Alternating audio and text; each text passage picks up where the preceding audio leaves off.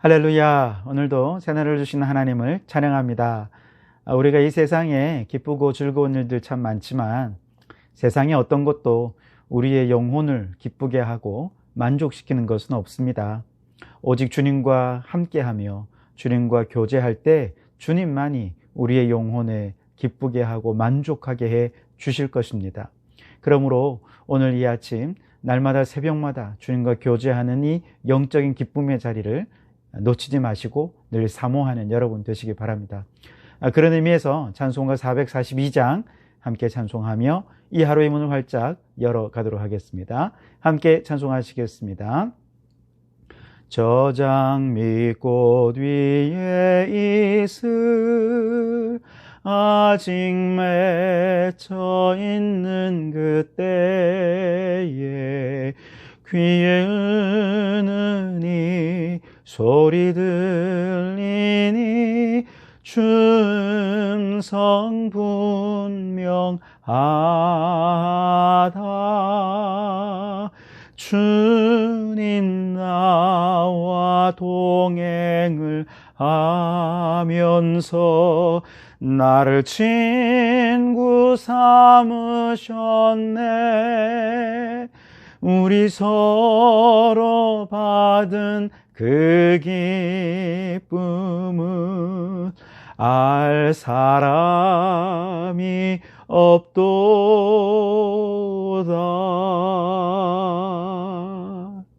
아멘. 이 세상이 알지 못하는 기쁨으로 이 하루를 주님과 동행하며 살면서 이 하루 항상 기뻐하고 범사에 감사하는 이 하루가 될 수 있기를 바랍니다. 오늘 이 아침 우리에게 주신 하나님의 말씀은 사도행전 9장 10절에서 19절 상반절까지의 말씀입니다. 제가 봉독해 드리겠습니다. 그때 다메섹에 아나니아라 하는 제자가 있더니 주께서 환상 중에 불러 이르시되 아나니아야 하시거늘 대답하되 주여 내가 여기 있나이다 하니 주께서 이르시되 일어나 직가라 하는 거리로 가서 유다의 집에서 다소 사람 사울이라 하는 사람을 찾으라. 그가 기도하는 중이니라. 그가 아나니아라 하는 사람이 들어와서 자기에게 안수하여 다시 보게 하는 것을 보았느니라 하시거늘 아나니아가 대답하되 주여 이 사람이 대하여 내가 여러 사람에게 듣사온즉 그가 예루살렘에서 주의 성도에게 적지 않은 해를 끼쳤다 하더니 여기서도 주의 이름을 부르는 모든 사람을 결박할 권한을 대제사장들에게서 받았나이다 하거늘 주께서 이르시되 가라. 이 사람은 내 이름을 이방인과 임금들과 이스라엘 자손들에게 전하기 위하여 택한 나의 그릇이라. 그가 내 이름을 위하여 얼마나 고난을 받아야 할 것을 내가 그에게 보이리라 하시니 아나니아가 떠나 그 집에 들어가서 그에게 안수하여 이르되 형제 사울아 주 곧 내가 오는 길에서 나타나셨던 예수께서 나를 보내어 너로 다시 보게 하시고 성령으로 충만하게 하신다 하니 즉시 사울의 눈에서 비늘 같은 것이 벗어져 다시 보게 된지라. 일어나 세례를 받고 음식을 먹음에 강건하여 지니라. 아멘. 자, 오늘도 이 말씀을 통해 우리에게 주시는 하나님의 음성을 듣게 되길 바랍니다. 다메섹으로 가던 길에서 빛 가운데 나타나신 예수님을 만난 사울은 그 즉시로 육신의 눈은 떠졌지만 그러나 볼 수가 없는 그런 상황을 맞이하게 됩니다. 그래서 어쩔 수 없이 주변 사람들의 도움을 받아서 다메섹 직가라고 하는 곳에 들어가 유다라는 사람의 집에 머물게 되지요. 그러나 이렇게 사울이 눈이 멀게 된 것은 사울이 행한 악행에 대해 하나님이 심판하신 것은 결코 아니었습니다. 오히려 눈은 떴지만 육신의 눈은 떴지만 영적인 눈이 어두워져 있는 그런 사울의 영적인 상태를 깨우쳐 주시기 위한 우리 주님의 특별한 섭리였던 것이죠. 자, 이를 증명이라도 하듯이 사울은 식음을 전폐하며 기도에 몰두하고 있었습니다. 11절을 보세요. 주께서 이르시되 일어나 직가라 하는 거리로 가서 유다의 집에서 다소 사람 사울이라 하는 사람을 찾으라. 그가 기도하는 중이니라. 그가 기도하는 중이니라. 어떻게 기도합니까? 19절에 보면 아나니아를 통해 성령 충만을 받고 눈을 뜬 이후에 비로소 음식을 먹었다. 즉 식음 전폐하면서 지금 기도하고 있는 것이죠. 그도 그럴 것이 사울은 지금 너무 혼란스럽습니다. 도대체 내게 일어난 이 일이 어떤 일이냐? 그리고 자신을 만난 그분이 정말 부활하신 주님이라고 한다면 나는 이제 큰일 났다는 것입니다.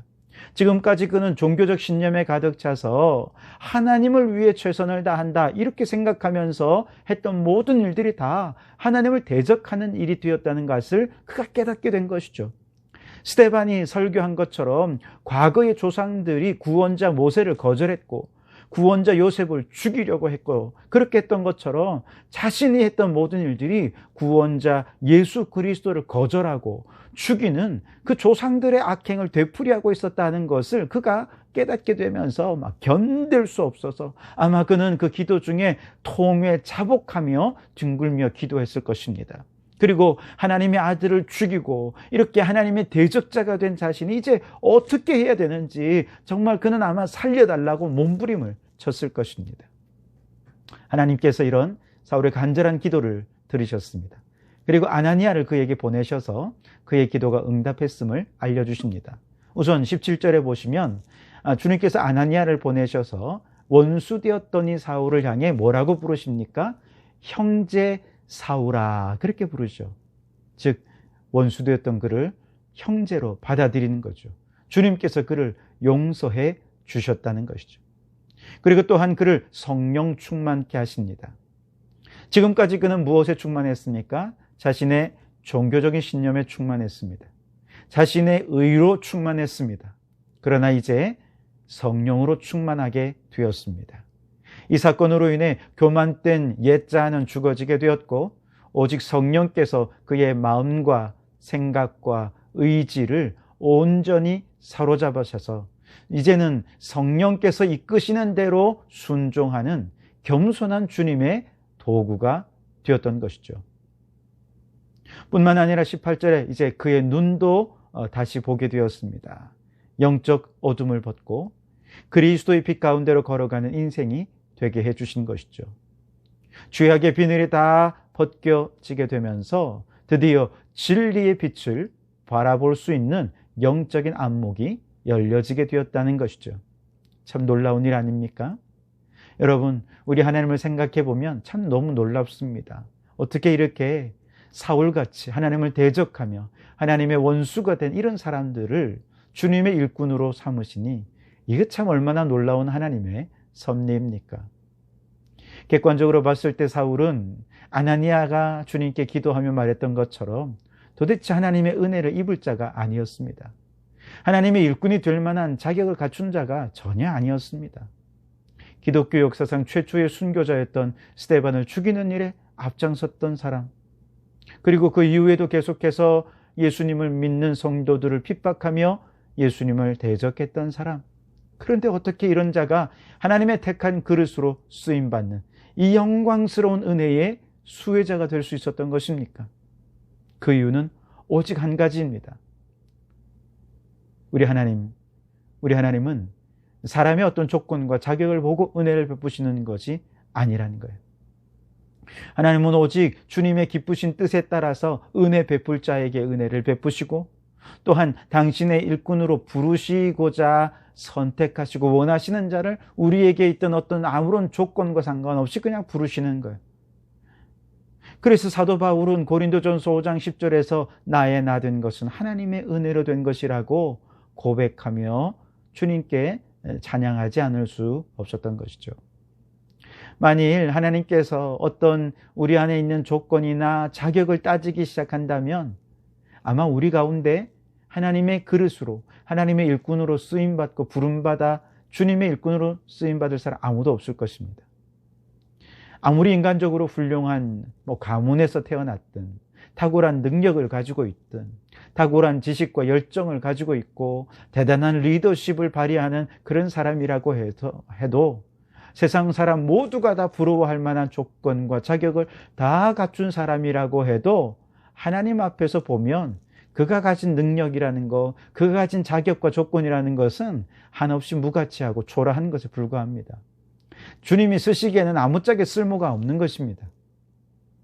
오히려 그의 인간적인 조건 때문에 교만해져서 하나님의 뜻보다는 자신의 판단을 더 의지하게 될 것이고, 그래서 하나님의 명령에 순종하기보다는 자신의 뜻과 판단을 옳게 여기며 자신의 일을 행할 것입니다. 그러면 결국 그는 자기의 의로 말미암아 하나님께 버림받을 수밖에 없게 될 것입니다. 그러나 아무리 미련한 사람이라도 하나님이 그에게 지혜 주시면 그는 이 세상의 어떤 지혜자보다 더 탁월하게 일할 수 있습니다. 아무리 무능하고 연약한 사람이라도 하나님의 능력으로 일하면 이 세상에 능력 있다 하는 사람들보다 탁월한 능력으로 일할 수 있게 될 것입니다. 그러니 세상적으로 무슨 자격이 필요하고 무슨 조건이 필요하겠습니까? 아무것도 필요 없습니다. 그저 오직 무조건적인 하나님의 은혜만 우리에게 필요한 것이죠. 그래서 하나님의 은혜를 따라 너는 내가 택한 그릇이야 선택하시고 그 선택하심에 쓰이기만 한다면 우리는 주님을 위해 크고 놀라운 일들을 이루는 주님의 도구가 될 것입니다. 여러분, 우리를 한번 생각해 보십시오. 오늘 우리가 구원받은 것이 나의 의지나 내 선택에 의한 것입니까? 우리가 대단히 의롭거나 하나님이 보시기에 구원받을 만한 자격과 조건이 있어서입니까? 그렇지 않잖아요. 전적인 하나님의 은혜입니다. 여러분, 오늘 우리가 주님께 예배할 수 있는 것은 우리가 무슨 예배자로서의 대단한 자격이 있어서 그렇습니까? 저 기어다니는 벌레들이 우리를 찬양한다고 우리가 그거 알아먹겠습니까? 그것 때문에 감동하겠습니까? 저 하늘의 새들이 막 울부짖는 것을 들으면서 우리가 그것 때문에 감탄하고 감사해야 하겠습니까? 아니요. 우리가 생각해도 저 벌레들의 찬양은 그저 벌레들의 소리요, 소음에 불과할 뿐입니다. 그런데 하나님께서는 벌레만도 못한 나 같은 자의 찬송을 그렇게 기뻐하시고 우리가 드리는 예배를 그렇게 감격스러워 하시는 거예요. 왜 그렇습니까? 왜 그렇게 온전한 예배를 드리라고 수없이 간청하면서 우리를 온전한 예배자로 세워지기를 그렇게 원하시는 것입니까? 그것은 다른 이유가 아닙니다. 예배하는 우리에게 어떤 이유가 있거나 조건이 있는 게 아니라 오직 아무것도 아닌 우리를 통해 하나님이 예배를 받으시기를 원하는 전적인 하나님의 은혜 때문에 우리가 예배자로 부름받고 쓰임받게 된 것입니다. 얼마나 놀랍고 감사합니까? 우리가 주님의 일꾼 되어 교회에서 집사의 직분, 권사의 직분, 장로의 직분 이런 직분을 받고 봉사를 하게 된 것이 내가 대단한 능력이 있어서입니까? 주님을 위해 우리가 엄청 큰 일을 해서 그렇습니까? 우리가 하나님께서 행하시는 온 우주의 위대한 구원의 역사에 대해서 조금이라도 대단히 잘 알아서 그렇습니까? 아닙니다. 우리는 아무것도 모르고 아무것도 할 수 없는 무지하고 무능력한 자입니다. 그런데도 하나님께서는 이처럼 아무것도 없는 그런 나 같은 자의 헌신을 기뻐하시기 때문에 우리를 부르시고 일꾼으로 세우셔서 하나님의 위대하고 놀라운 구원의 역사를 이루어 가시는 동력자로 파트너로 우리를 불러주시는 것이 이건 얼마나 감사합니까? 전적인 하나님의 은혜입니다. 여러분, 이처럼 주님께서 사울을 택하신 그릇으로 사용하실 때 그가 앞으로 감당할 일은 꽃길이 아니었습니다. 오늘 사울이 기도하는 중에 주님께서 사울에게 분명히 말씀하십니다.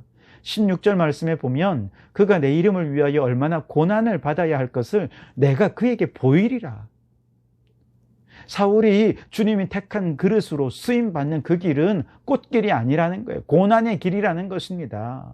사울은 분명히 기도 중에 그걸 알았어요. 그러나 그는 죄인 중에 괴수와 같은 나 같은 자도 일꾼 삼으셨으니 감사합니다. 주님의 은혜만 생각하면 어떤 고난도 달게 받을 수 있었던 것이죠. 그저 나 같은 자 사용해 주신 것만 해도 너무 감사해서 기쁨으로 어떤 고난이 와도 맡겨주신 사명 감당했던 것입니다. 여러분, 오늘 우리가 하나님의 전적인 은혜로 그의 택하신 그릇으로 쓰임받는 것은 마냥 은혜가 넘치고 마냥 기쁨이 넘치고 사람들로부터 박수받는 일은 아닙니다. 오히려 주님을 위해 내 시간과 물질과 또 헌신을 드려야 되고요. 때로는 주의 일을 안 했으면 이런 상처나 아픔과 고통이 없었을 텐데 주의 일을 하면서 내게 얼마든지 아픔이 생길 수 있습니다. 그럼에도 불구하고 우리가 기쁨으로 이 일을 감사하며 감당할 수 있는 것은 나를 부르신 주님의 전적인 은혜 때문이죠. 이미 용서받을 수 없는 자가 용서받은 것이죠. 쓰임 받을 수 없는 자를 주님이 사용해 주시는 것입니다. 그것만 생각해도 우리는 그 놀라운 은혜에 감사하지 않을 수밖에 없는 거죠. 그러니 어떤 고난도 달게 받고 기쁨으로 그 사명 감당할 수 있게 되는 것이죠. 그러므로 여러분, 오늘 우리가 지금 해야 될 일은 사울처럼 기도하는 것일 뿐입니다. 어떻게 기도할까요? 주님, 나 같은 죄인도, 죄인 중에 괴수와도 같은 이 사람도 주님의 일꾼으로 사용하여 주옵소서. 예배의 일꾼이 되게 해 주십시오. 전도의 일꾼으로 나를 사용해 주십시오. 봉사의 일꾼 되게 해 주십시오. 조금 더 늙기 전에 조금이라도 주님을 위해 내가 무언가 할 일이 있고 할 수 있는 힘이 있고 능력이 있을 때 주님, 나를 사용해 주십시오. 어떤 고난, 어떤 상처도 주님이 내게 베푸신 은혜에 비하면 아무것도 아닙니다. 여러분, 그렇게 기도할 때 하나님께서 여러분을 만나주시고 눈의 비늘을 벗겨주셔서 오늘 이 시대의 사울과 같이 성령 충만한 주님의 일꾼으로 사용해 주실 것입니다. 여러분을 통해 주님의 위대하고 놀라운 일들이 일어나도록 주님의 일꾼으로 큰 일꾼이 쓰임받는 성도들이 되시기를 주님의 이름으로 축원합니다. 기도하시겠습니다. 그렇습니다. 하나님, 우리가 구원받은 것, 주님의 일꾼으로 세워진 모든 것이 다 전적으로 주님의 은혜입니다. 아무런 자격도 조건도 없는 우리를 이렇게 구원하여 주시고 죄에서 용서해 주시고 하나님의 나라를 위해 일할 수 있는 이 영광스러운 특권의 자리에 우리를 불러 세워주시니 참으로 감사합니다. 그 은혜만 생각하면 어떤 어려움도 어떤 상처도 다 감당해낼 수 있습니다. 기쁨으로 감사함으로 모든 일들을 잘 감당하여 주님 앞에 섰을 때 착하고 충성된 종이라 칭찬받는 우리 성도들 다 되게 도와 주시옵소서. 예수님 이름으로 기도하옵나이다. 아멘.